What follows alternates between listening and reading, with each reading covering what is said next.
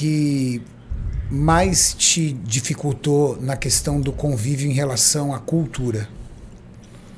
Eles têm. Você chegou a pegar o período do Ramadã? Peguei inteiro. Inteiro? Inteiro. Explica pra galera como é que é o Ramadã. O Ramadã, eles só se alimentam 8 horas por dia. Passam 16 horas em jejum. E tem uma questão de fechar comércio. Tem uma questão de fechar comércio. O comércio não funciona, né? Então o Ramadã funciona do anoitecer até o amanhecer. Então tem lugar que ele dura um pouco mais, um lugar um pouco menos. Mas geralmente lá, eles começavam 5 horas da tarde. Então tocava, não era aqui seria um sino porque nós somos cristãos, na maioria, né? Mas lá eles tocavam uma música, né? Que é como se fosse um hino para eles. E posterior a isso, a água da academia era ligada novamente. Então você poderia beber a água. A academia não fechava. Quando eles tocavam essa música, eles tinham que fazer alguma coisa, de se virar para alguma posição, não tem? Na realidade são suras, né? Você tem 5 orações no período. O que acontece no Ramadã? Você, do nascer do sol ao pôr do sol, isso quer dizer que cada dia é um horário diferente. Então você tem a divulgação em cadeias populares, né? Quando que vai ser o horário do nascer do sol e quando vai ser o horário do pôr do sol. Você tem que ficar de jejum de alimento e água. Você não pode beber nem comer, né?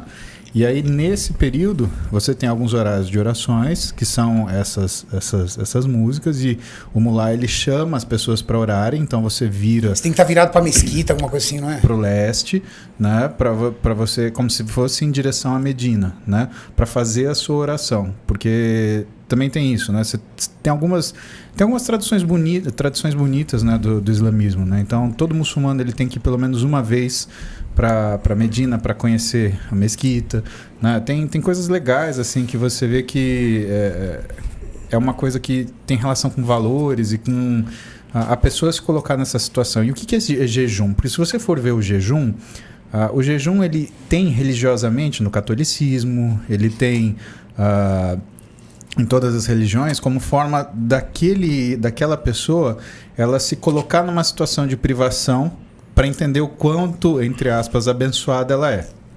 Então, quando a gente fala do Ramadã também, né, vale lembrar que a refeição de interrupção do jejum, que é aquela que você faz à noite, ela é uma refeição festiva. Então, você faz com seus familiares, com seus amigos. Então, ela tem toda uma conotação, tem todo um significado, né? Isso acontecia lá, na academia. Na academia? Na academia. Como, Julião?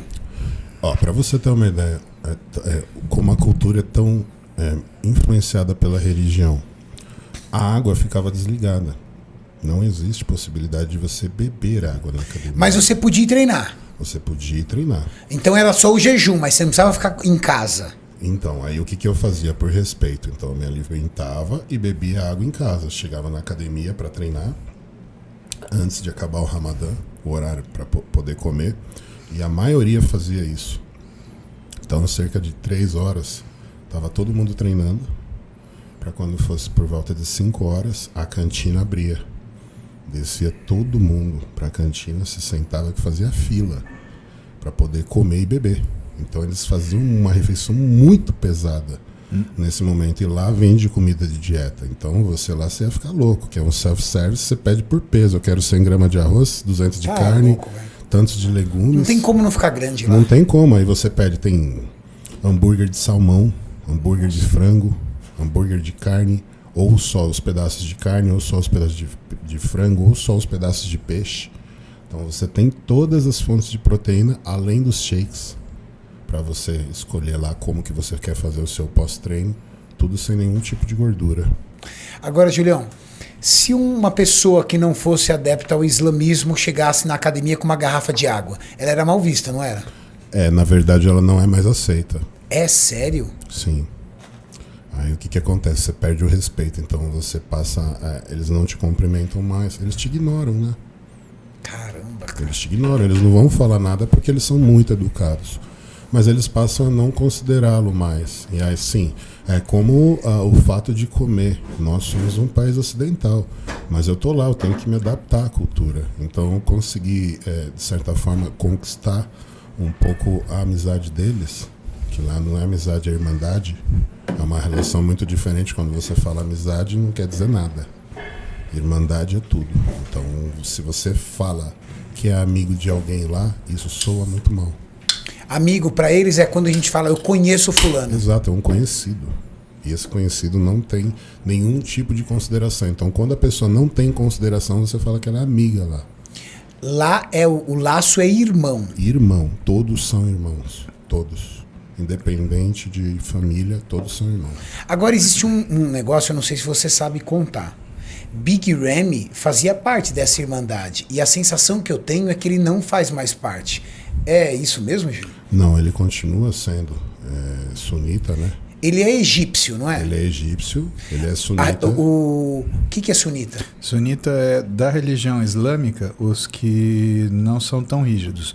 Você divide a religião islâmica em sunitas e xiitas. Né? Xiitas são os que veem a religião ao pé da letra. Xiita a gente ouvia muito falar no jornal porque os xiitas fizeram um atentado assim, explodiu uma bomba de um xiita. Você está falando do governo do Líbano, né? A gente viu acontecer isso muito no Líbano. Por que no Líbano? Porque o Líbano ele tem uma estrutura de governo que é xiitas e sunitas, eles têm partidos políticos diferentes e distintos e que se contrapõem, né? E aí tentam governar o país. Aí que tá, essa que é a curiosidade. No Líbano, o presidente é sempre um cristão. Por quê? Porque ele é o fiel da balança. Ele não é islâmico, então ele não é nem xiita, nem sunita. Então ele fica dando o ritmo do que está acontecendo. Para quê? Para não pender nem para os sunitas, nem para os xiitas. Caramba! Interessante. Ele é tipo né? neutro. É um mediador. Ele é um mediador. O cristão é um mediador. E aí você tem os sunitas que são mais abertos, mais progressistas. É que progressista é uma palavra que está errada a aplicar aqui. Mas eles são menos rigorosos em relação à religião. E os xiitas são os caras que são os rigorosos em relação à religião. Podemos dizer assim, mais tradicionais. Não, os sunitas são mais tradicionais. Os sunitas são tradicionais. Sunitas é a primeira religião. Os xiitas adaptaram o Islã. Podemos chamar os xiitas de radicais? Então, extremistas. A gente está acostumado a ouvir essa definição, mas ainda não é bem isso, porque extremista a gente já começa a confundir com atentado, com terrorismo, e não é isso. Né? O xiita, ele é no sentido ele lê as coisas no sentido da palavra. Então aquilo ele leva a regra ao pé da letra. Exatamente ao pé da letra. Então é como se fosse um cristão ortodoxo. Então ele é ao pé da letra o que está escrito, né, no Alcorão. Né? Essa que é a questão, na verdade. Então, o xiita é aquele cara que se autoflagela como punição. Eles seguem à risca eu já vi o Alcorão. Assim, pessoas e pessoas de joelho com uma espécie de cinto se batendo assim. Isso. Tem um vídeo muito feio que é um cara que usou praticamente uma foice. E a foice entra nas costas dele inteira, cara. Faz um corte de aproximadamente 40 centímetros de ponta a ponta nas costas do cara. É impressionante. Morreu? Não. Pegam um cara assim, levam pra tipo, como se fosse um pronto-socorro. Um pronto-socorro, é um caminhão, um baú. E ali fazem um pronto atendimento nele. Mas, cara, eu não sei se ele sobreviveu, porque é impressionante o tamanho do corte. E esse nível de flagelo que ele faz tá ligado a alguma coisa que ele cometeu de errado? Sim.